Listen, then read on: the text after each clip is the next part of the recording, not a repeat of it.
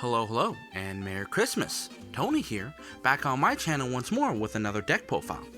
This week, continuing on with our coverage of Genesis Impactors, the deck that we're going to be focusing on today is one that's actually turning out to be one of my favorites going forward, and that deck is Magistus. So I'm a big fan of decks that can put out multiple different kinds of extra deck summons, and these kind of archetypes tend to be very few and in between, partially due to the fact that these summoning mechanics tend to fundamentally contrast against each other in play.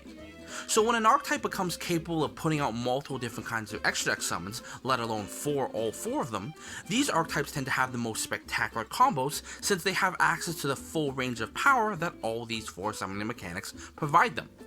As it so turns out, Magistus is one of those archetypes. So for those who don't know, Magistus is a spellcaster based archetype centered around equipping their extra deck monsters for the sake of summoning out more extra deck monsters. And despite being perceived as the weakest of the three archetypes that come out of Genesis Impactors, I found that Magistus is an archetype that's very fluid and capable of putting out multiple different kinds of negates for your opponent to deal with, something that I hope to showcase as I get through the deck profile. Anyway, I've drawn on enough. Without further ado, let's get into the deck profile. So instead of starting out with the main deck monsters, I'm actually going to start off by introducing two of the extra deck monsters because they do give a lot of context to how the rest of the deck is built. We're starting off by playing 3 Artemis, the Magistus Moon Maiden, and 3 Aiwass, the Magistus Spirit. Starting off with Artemis. Artemis is a Link 1 Spellcaster type monster that can be made with any level 4 or lower Spellcaster type monster, essentially being able to be made with your entire main deck. On the field, should another Magistus monster be summoned, it can equip itself to that monster, and more importantly, while it is equipped to a monster, you can search for one Magistus monster from your deck. Artemis, by all accounts and purposes, is your consistency card for the deck.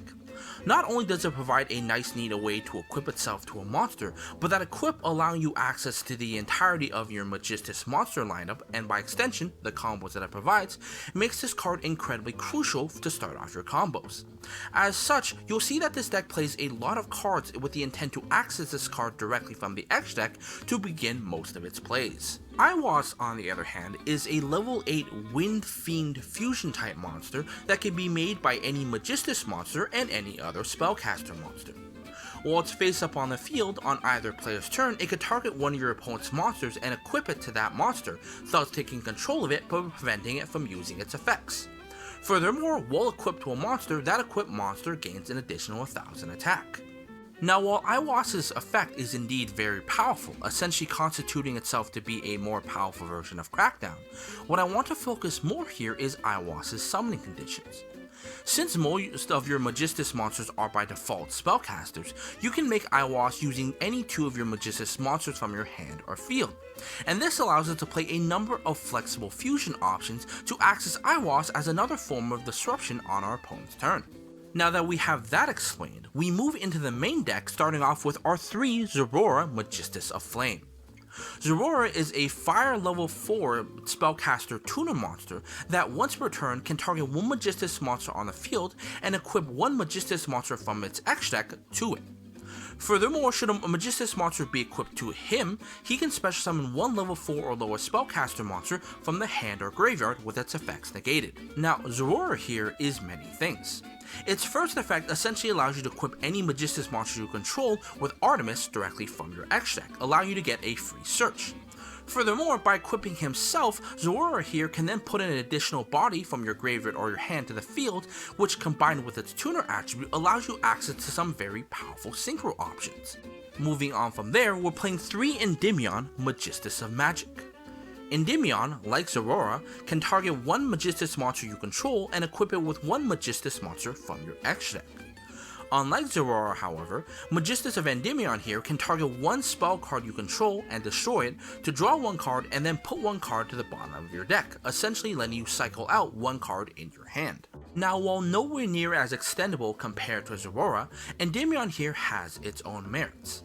Like Zorora, it does provide you easy access into Artemis directly from the X deck, allowing you access into any of your other Magistus monsters directly from the deck.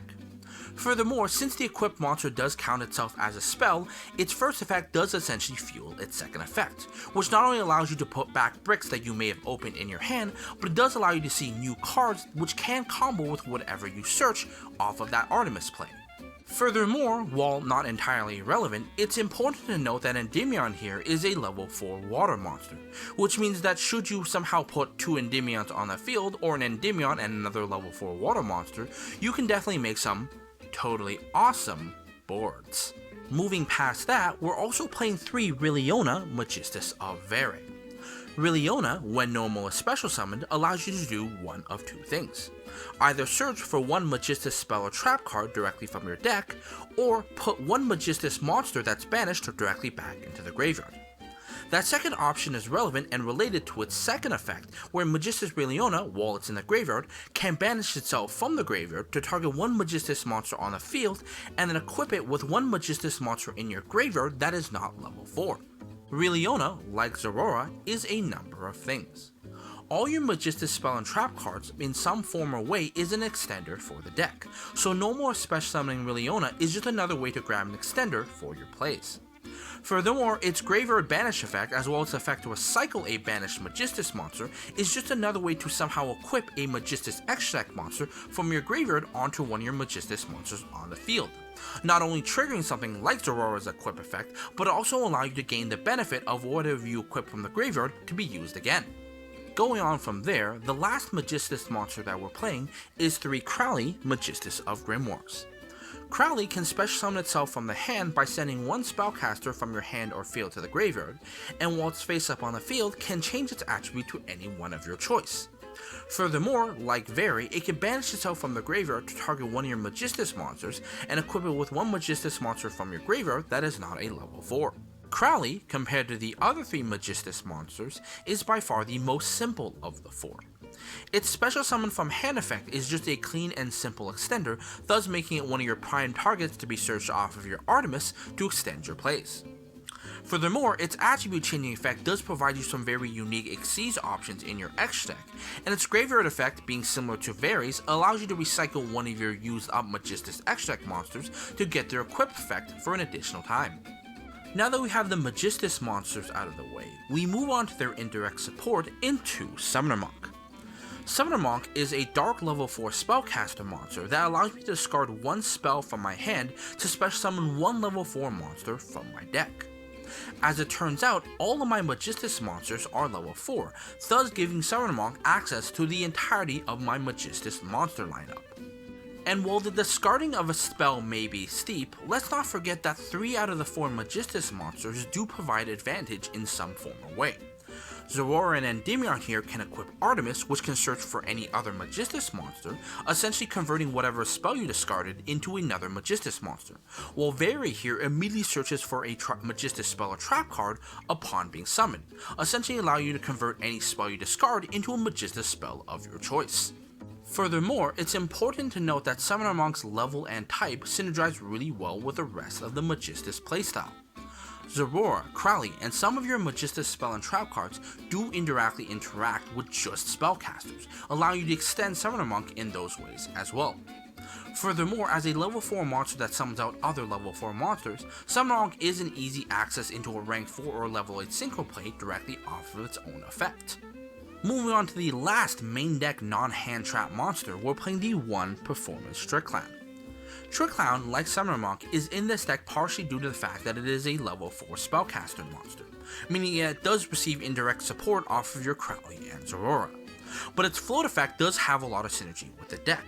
Obviously, it floats off of being discarded off of Crowley, making an easy rank 4 play, but it can also be special summoned from the hand off of Zorora, which when synchroed will put itself back to the field to then be also extended into a rank 4 play, making Performance Trick Clown an excellent extender for the deck. Finally, rounding off the monsters with the hand traps, we're playing 3 Effect Veiler and 2 Droll and Lockbird.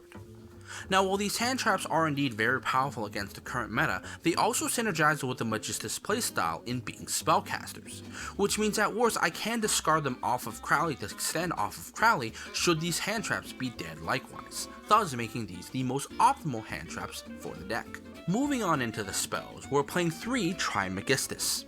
Trimagistus has 2 modes.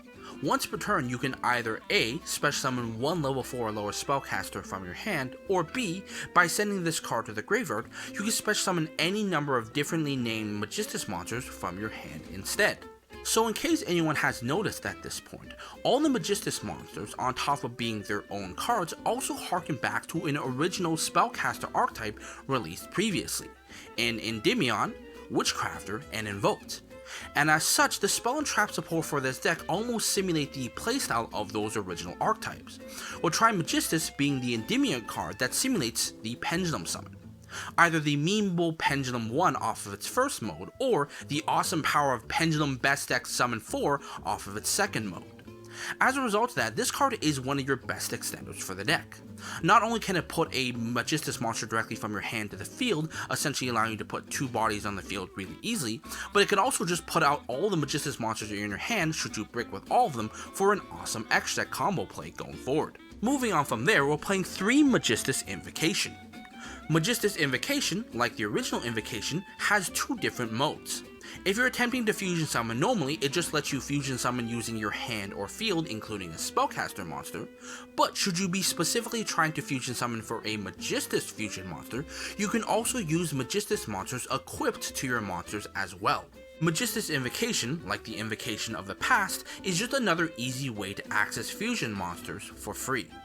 Due to the fact that you have cards like Zorora and Endymion that can equip directly from the X deck, and you have cards like Crowley and Very which can equip other monsters directly from the graveyard, it's very easy to equip 2 Magistus monsters directly from the graveyard onto one of your monsters to make Invocation free in this case, being an easy IWAS for an additional disruption.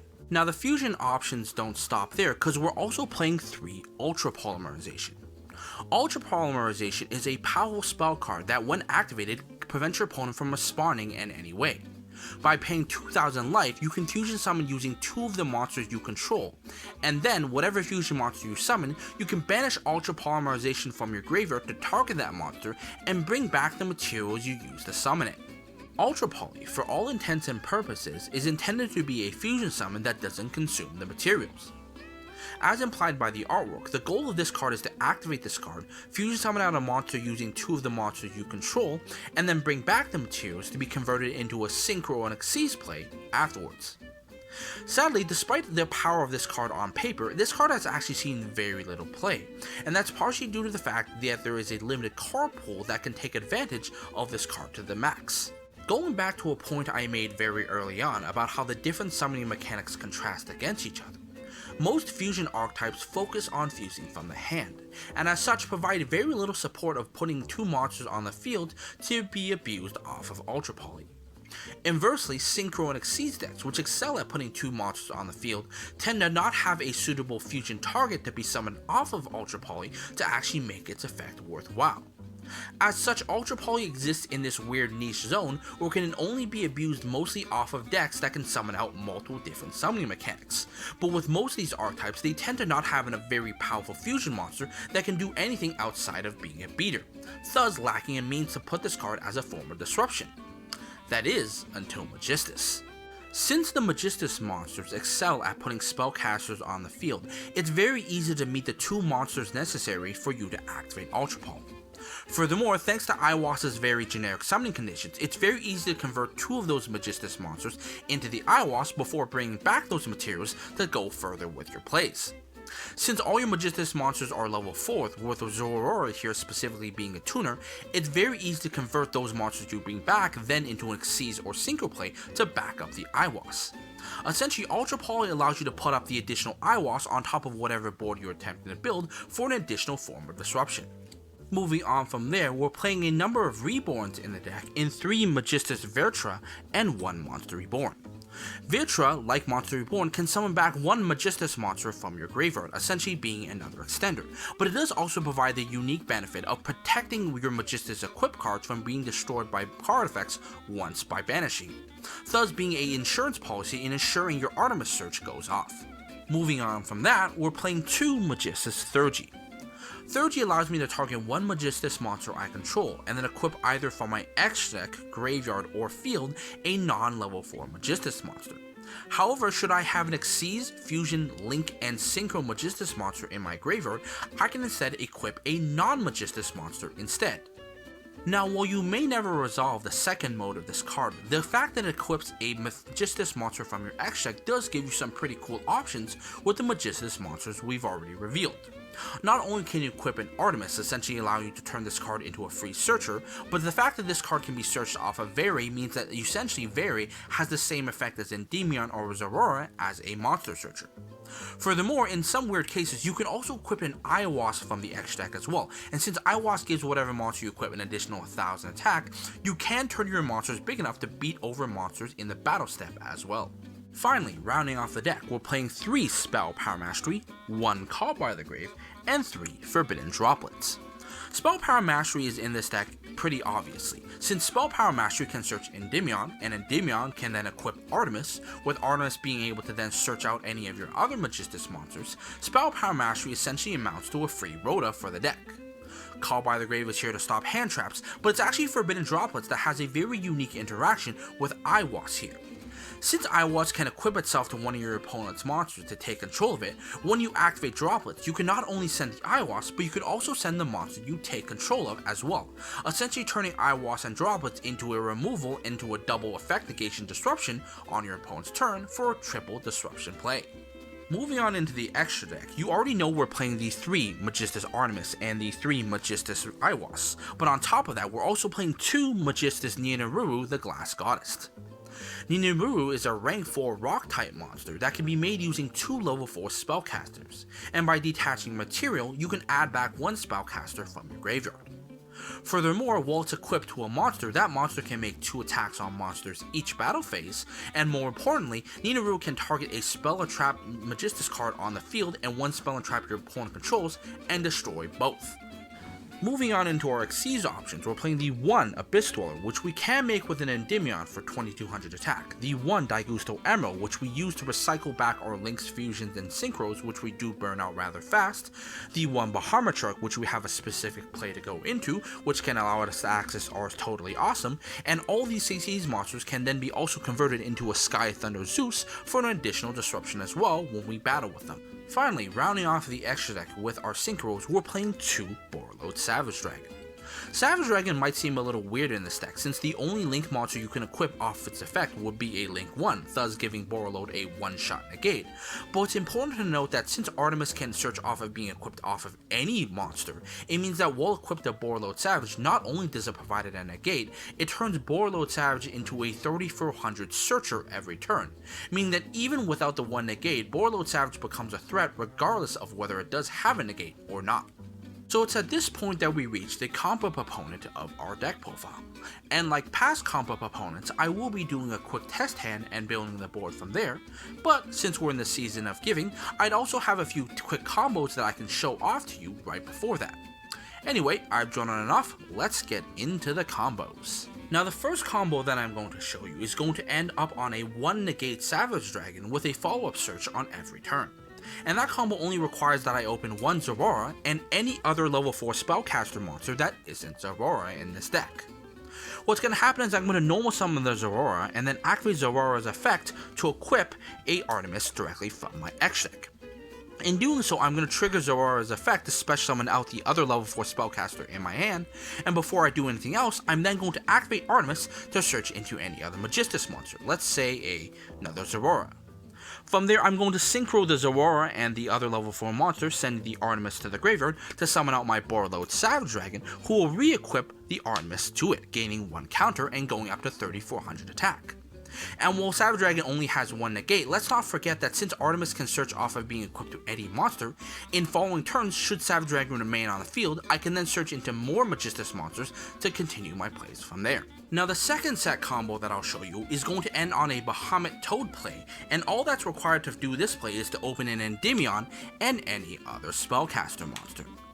Like the Zorora play, I'm going to normal summon the Endymion and activate Endymion's effect to equip Artemis from my extra deck. I'm going to activate Artemis' effect, and in this case, I'm going to search for my Crowley. From there, I'm going to send the other Spellcaster to the graveyard to special summon out the Crowley, and then to convert Crowley's attribute to water, overlaying it along with the already existing water Endymion to go into my Bahamut Shark. From there, I'm going to detach a material from my Bahamut Shark, specifically my Endymion, to summon out the Totally Awesome, and then pass my turn. If I was actually going second, however, I can actually battle with the toad, maybe run over a monster, and then convert the Bahamut Shark, which is now at 1 material, into a Zeus for a double disruption.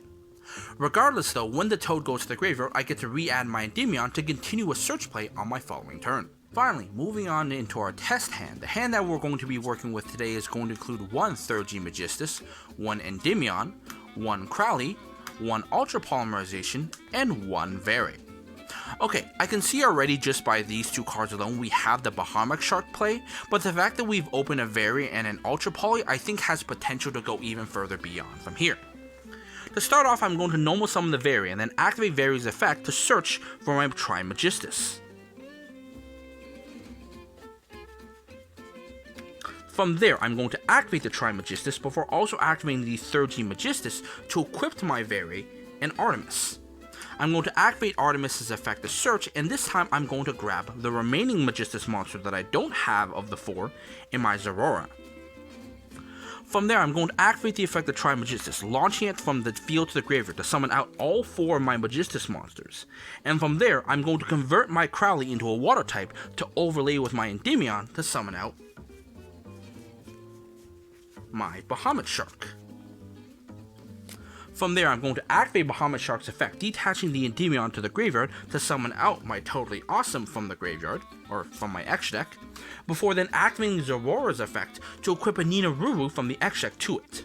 This will trigger out Zerora's effect to bring back my Endymion onto the field. From there, I'm going to activate the Ultra Poly, fusing the Vary and the Zerora this time now, sending all the equips to the graveyard, to summon out an Iwas to the field. From there, I'm then going to banish the Ultra Poly from the graveyard to bring back both the Vary and the Zerora to the field,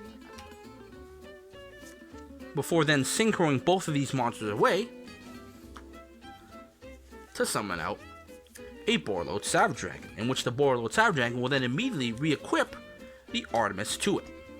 Finally, to round off with some better negation, I'm going to banish the Vary from my graveyard to re-equip the Ninururu to my Endymion before passing my turn to my opponent. So like always, let's do a head count here. We have 1 Savage Dragon with 1 free negate, but it's also equipped off an Artemis, which will provide us a search next turn if the Savage Dragon remains on the field. We have the 1 Totally Awesome, which can negate any card and then set it, and when it's sent to the graveyard, can either put itself back to the X deck to be summoned off of our Bahamut Shark, or, if the Endymion is in the graveyard, add it back to the hand. We have the 1 Iwas, which can take control of 1 monster my opponent controls, essentially being a snatch steal for my opponent's turn.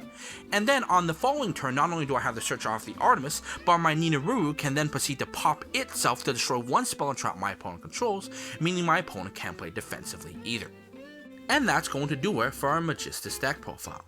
Honestly, out of the 3 decks that come out of Genesis Impact, I can't deny that testing with Magistus has been the most fun.